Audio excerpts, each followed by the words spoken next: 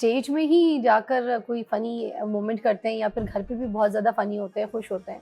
घर पे हम फनी नहीं होते एक्चुअली, वहीं इतना फन करके आए होते हैं कि बंदे के घर में जो चीजें आती है ना, खर्चे, हाँ वो आपके फन को कत्ल कर देती है। होते ही 2 शो होते हैं रोज, आपको पता कि ईद में हमारे 2 शो हो जाते हैं हाँ तो इसलिए ज्यादा मसरूफियत उधर ही रहती है। हाँ उधर ही माशाल्लाह 2-2 घंटे के एकदम 2 शो करने, हाँ और फिर मेरे हमेशा लीडिंग रोल होता है हाँ। तो उससे फिर काफी फर्क पड़ता है। अच्छा मुझे बताइएगा, आम जिंदगी में जो कपल होते हैं उनमें क्या फर्क होता है, और जो बहुत पढ़े लिखे कपल हो, खासतौर पर डॉक्टर्स हो जैसे आपके सामने बैठे हैं कंजा और उनके हस्बैंड जी, तो ये ऐसे कपल्स में और आप लोगों की लाइफ के जो कपल होते हैं उनमें क्या फर्क होता है? बस जमीन आसमान का फर्क है। बताए ना, एक मतलब आम इनकी बंदे लड़ाई का। जो होगी ना, हाँ। वो गाली गलोच वाली नहीं होगी। क्यों? और इनकी लड़ाई मारपीट वाली नहीं होगी। अच्छा। मतलब भाभी ने नाराज हुई है हाँ। तो जी चाहे 2 दिन बुलाया नहीं है, हाँ तो भाईजान ने सिर्फ इतना कह दिया ना तुम डफर हो गई हो, तो दिल करे यही लड़ाई 3 महीने चले। और यही कि डफर हमारे तो आपने गिलास मारा है तो आगे से देजकी आई है, देजकी मारी है तो पतीला बजा थोड़े से।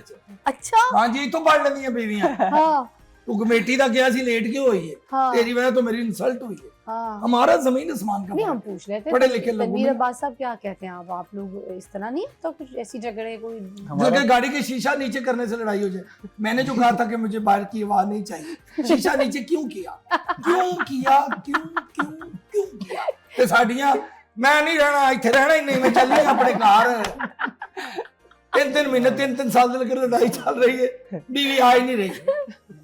तनवीर भाई सच है ये? हमारी तो कोई लड़ाई हुई नहीं है। मैं देखा ना, पढ़े लिखे 11 लड़ते हैं। सालों में हमने एक दफा ये भी लड़ाई कैसे हो नहीं सकता है? मैं बर्तन अगर धोने के लिए बेसन में रखूं ना 2-3 प्लेटें एक साथ, उनमें भी आवाज आएगी, ऐसे कैसे हो सकता की। है? नहीं, ये इट डिपेंड्स अपॉन अंडरस्टैंडिंग।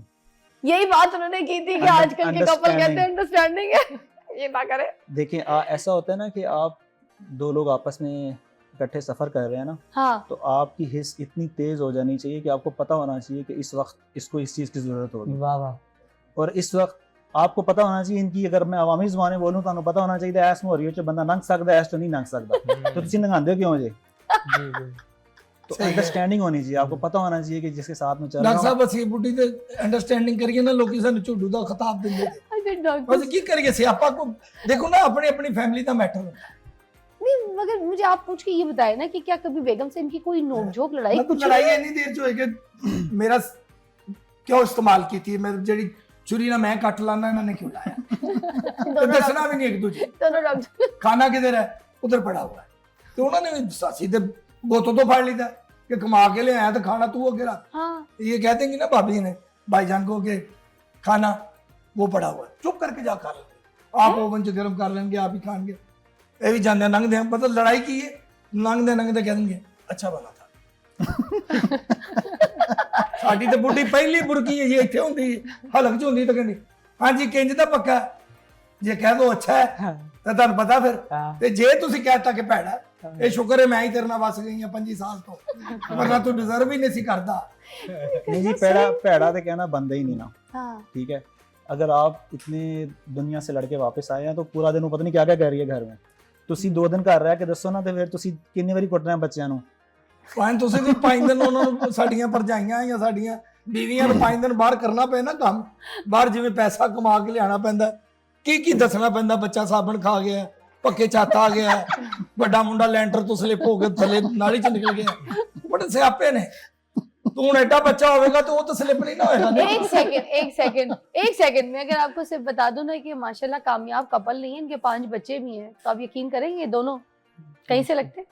भाईजान मैं वही कहा ना कि सिस्टम घर का सिस्टम है, तो सिस्टम इन्होंने बनाया है ना, फिर इसका मतलब ऐसा बनाया सोफिस्टिकेटेड सा। बच्चा इस तरह होएगा ते लोग बच्चे खिडांदे भी ने, मेरा छोना मेरा पापा, छोने ने चिलांटी खानी, छोने ने लॉलीपॉप खाना सी, ते जे हमजेवर का बच्चा होवे फीडर नहीं चाहिए, वहां से निपल ला के कब का छोना ए बच्चे नु जाओगे ना, देखो किजी ये हसेगा, इनु डांगा मार दे सन ढिड ते ठोप ठोप ठोप सही हो गया, बबलिंग हो गया। कंजर सच बताए, मतलब बिल्कुल कोई लड़ाई कोई आपस में कभी किसी बात यार तुसी करा के फिजा जी जरूरी है, जो चंगे ने नहीं करते कहने लगी थी खुदा दा वास्ता ए जी कुड़ी बंद लड़ाई छुड़ा देंदी, सुनो होइए ना, नहीं गाली तो दी थी, फिर लड़ाई शुरू, फिर सब खुदा दा वास्ता इतने साल हो गए लड़ाई कराई जानी, सेहत नहीं बनाउंदी लड़ाइयां कराई जांदी आपने मुझे कुछ नहीं कहा। नहीं मैं तेन पकड़े गई हमजा कह रहा पकड़ी गई। फिजा की भाग मैंने कह दिया, मैंने कहा आपने मुझे कुछ नहीं कहना। फिजा पर की डाइट भी अपने साथ लेंगे ये तो मेरी फेवरेट है ते खा के ना कुछ जाना है ये तो मेरी कमजोरी है मैं बता नहीं सकती ये तो कभी मैंने छोड़ा ही नहीं ना ते हमदावर के बच्चे हाँ जी दिल करे अपने सगे पुत्र नु कैचअप चला के कहंदे